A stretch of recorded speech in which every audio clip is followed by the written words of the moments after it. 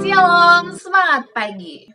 Hari ini saya ingin berbagi hal yang saya syukuri beberapa hari yang lalu. Jadi suatu sore saya pergi ke minimarket di seberang komplek perumahan untuk membeli beberapa barang. Lalu setelah saya selesai memilih yang saya butuhkan, saya pergi ke meja kasir. Di minimarket ini ada 2 meja kasir, sebelah kiri dan sebelah kanan. Saya mengantri di sebelah kanan.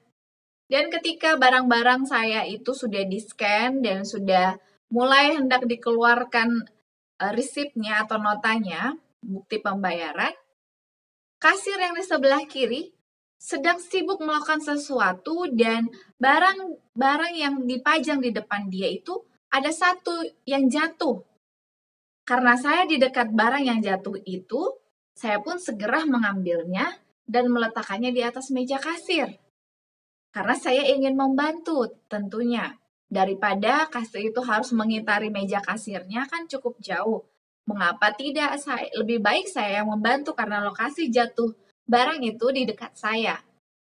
Tapi setelah saya menyerahkan barang yang jatuh itu, kasir itu diam saja. Seperti tidak ada respon. Saya dalam hati kecewa karena setidaknya saya mendengar kata terima kasih gitu.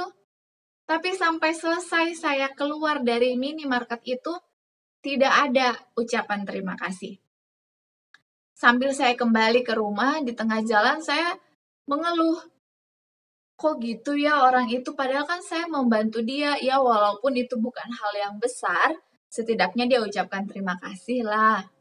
Tapi ada bisikan dalam hati, Tuhan berbicara, Dek, gak usah Dek kecewa. Kan itu hal yang biasa. Manusia itu memilih untuk tidak berterima kasih atau tidak, itu pilihan dia. Yang penting kamu sudah melakukan bagianmu untuk membantu. Tidak usah kamu pikirkan terlalu dalam. Jadi saya berterima kasih kepada Tuhan.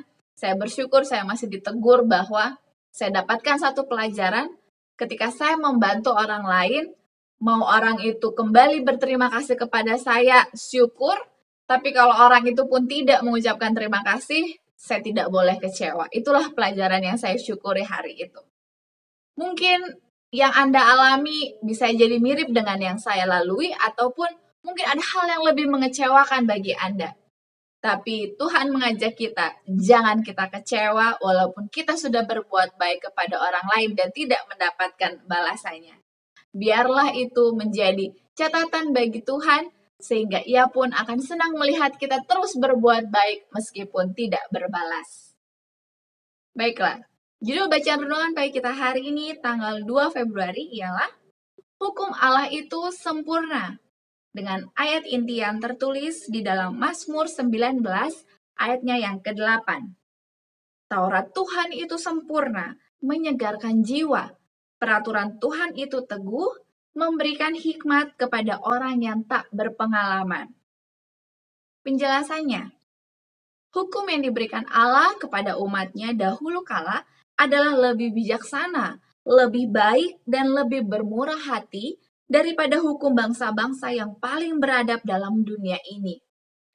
Hukum bangsa-bangsa membawa tanda-tanda kelemahan dan hawa nafsu yang tidak dibarui, tetapi hukum Allah membawa cap yang ilahi. Pemazmur berkata, Taurat Tuhan itu sempurna. Betapa ajaib dalam kesederhanaannya, kelengkapan, dan kesempurnaannya, yakni hukum Yahweh. Itu begitu singkat sehingga kita dengan mudah dapat menghafalkan tiap-tiap hukumnya. Namun begitu luas jangkauannya sampai mengucapkan segenap kehendak Allah dan mengambil pengetahuan, bukan saja tentang perbuatan-perbuatan lahir, melainkan segala pikiran dan maksud, keinginan dan emosi hati. Hukum manusia tidak dapat melakukan ini. Hukum-hukum manusia hanya dapat bertindak dengan perbuatan-perbuatan lahir saja. Seseorang boleh jadi adalah seorang pelanggar, namun menyembunyikan segala perbuatannya yang salah dari pandangan manusia, boleh jadi ia seorang penjahat, seorang pencuri, seorang pembunuh, atau seorang yang berbuat zina. Tetapi selama ia tidak kedapatan, hukum tidak dapat menyalahkan dia sebagai yang bersalah. Hukum Allah itu sederhana dan mudah dimengerti. Kalau anak-anak Adam mau menurut hukum itu dengan segenap kekuatannya, mereka akan memperoleh tenaga pikiran dan kuasa pemandangan untuk mengerti lebih banyak lagi daripada maksud-maksud dan rencana-rencana Allah.